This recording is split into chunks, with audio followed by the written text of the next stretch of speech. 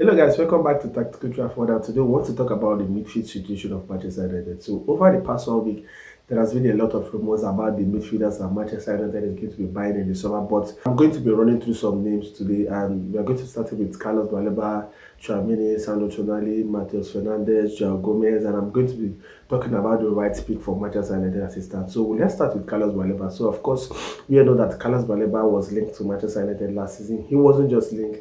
He had great personal terms with Manchester United, just like Romano said. And he said that that personal terms also still stands for this season. But we definitely need to ask some serious questions concerning if Baleba is definitely the player we need for Manchester United this season, because probably last season he was one of the best Brighton players and their fans didn't want him to leave, and he was quoted for £100 million. And I don't think he is really worth that price this season, because he has really not been consistent this season. He has been left on the bench a lot of times this season. He has been substituted after the 45th minute this season. So definitely, I'm guessing that Manchester United should be looking at other targets for the midfield position this season, because if definitely we are getting Carlos Baleba, we definitely can't be getting him as the starting defensive midfielder. He definitely has to be some kind of backup, because if Manchester United wants to get a midfielder that is going to transform the team, we definitely need somebody that is going to complement Kobe Meno, somebody that is better than him, and somebody that Meno could, learn from, because you definitely can't get Baleba that you can't get Baleba when he isn't better than Meno, and we need somebody who is better, somebody who Meno can learn from. So definitely, I feel that if the personal term for last year still stands for Baleba, I definitely feel that Manchester United, even if we want to get Baleba, shouldn't be more than 50 mil, and even if we get him, he shouldn't be the starting defensive midfielder, because Ugarte and Casemiro is going to leave. That means Manchester United needs to get two defensive midfielder, and there is no number 8 for the Kobe Meno position. There isn't any backup for Kobe Meno. So Manchester United should be looking at getting 3 midfielders. And for me, I think we should definitely go for different options. And these options has to come from the Premier League. Even if we want to buy, if Manchester United wants to buy 3 midfielder, 2 definitely has to be coming from the Premier League, because we cannot get midfielders outside of the Premier League and then risk, carrying out the same mistakes that we have been doing in the past years. Because it was also reported last week that Manchester United are also keeping tabs on Edison, because he's also close to, joining Atletico de Madrid. But Manchester United are also keeping tabs on Edison, and I definitely don't want a player outside of the Premier League. I definitely want players in the Premier League that is definitely going to transform Manchester United. And so that is why I'm kicking against the Carlos Baleba signing. And if definitely Manchester United wants to go through and they feel that he has the right data, he has the right statistics, and it's going to fit the club, definitely then he doesn't have to be the starting defensive midfielder, because definitely he can turn the course of his career next season. But I feel if you're looking at getting a midfielder, especially Manchester United recently, we should be looking at getting a kind of Rodri Hernandez kind of midfielder,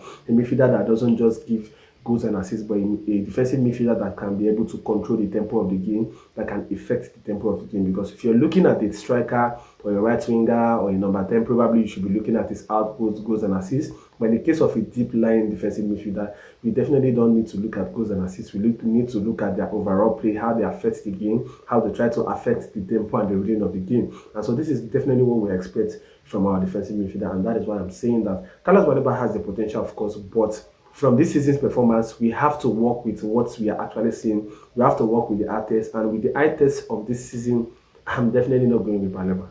So guys, the second option that actually broke up last week was definitely Aurélien Tchouaméni from Real Madrid. Definitely Tchouaméni is a very good player, and he reminds me a lot of Pogba because of his passing ability.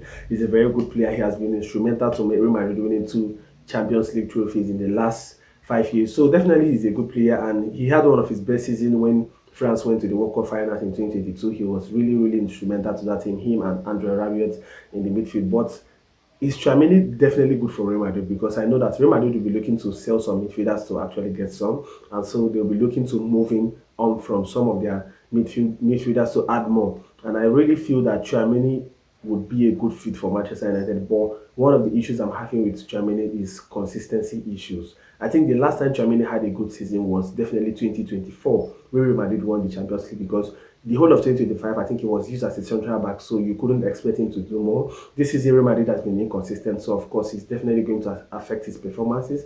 So I don't really know if Tchouaméni is going to be a really, really good fit for Manchester United, because for me, I don't feel Manchester United need a lot of high-profile midfielders, because from the news always coming out from Dorian Whitwell, they're always quoting that Manchester United want to get two midfielders in the ranges of 70 million plus pounds or euros. But I really feel that we don't really need a high profile midfielder of that price. I really feel that we can get one high profile midfielder and two low profile. When I mean high profile, maybe you can get the likes of Elliot Anderson or Sandro Tonali as a high profile, and then for the low profile or players that are good but their prices are not that spiked, you can get players like Matheus Fernandes, Gomez, and the likes of them. This is the kind of midfielder that I definitely want Manchester United to go for.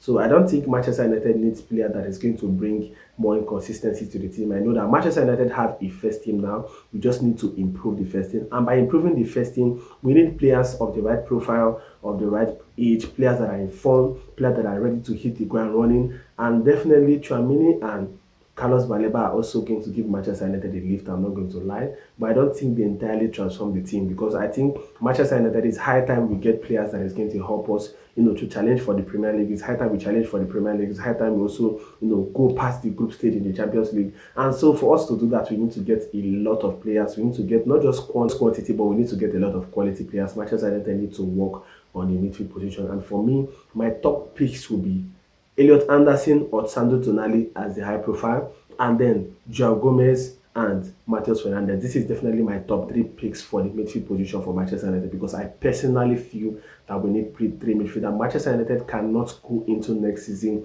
just having 5 midfielders to run through 4 competitions. Is it definitely not going to work? So we definitely need 3 midfielders, which means we are going to have like 6 midfielders in total, including Mason Mount. Even though I'm not counting Mason Mount as one of the players that Manchester United should be having next season. But if you want to add it that way because he doesn't feel like he's leaving, I feel we are going to having 6 midfielders plus players that is going to be coming from the academy. So we can be able to run through the 4 competitions that we have next season. So guys, I want you guys to give me your thoughts on the comment section on who you feel Manchester United should be getting next season. I want you guys to like, to share, to subscribe to Tactical Trafford. See you guys in my next video.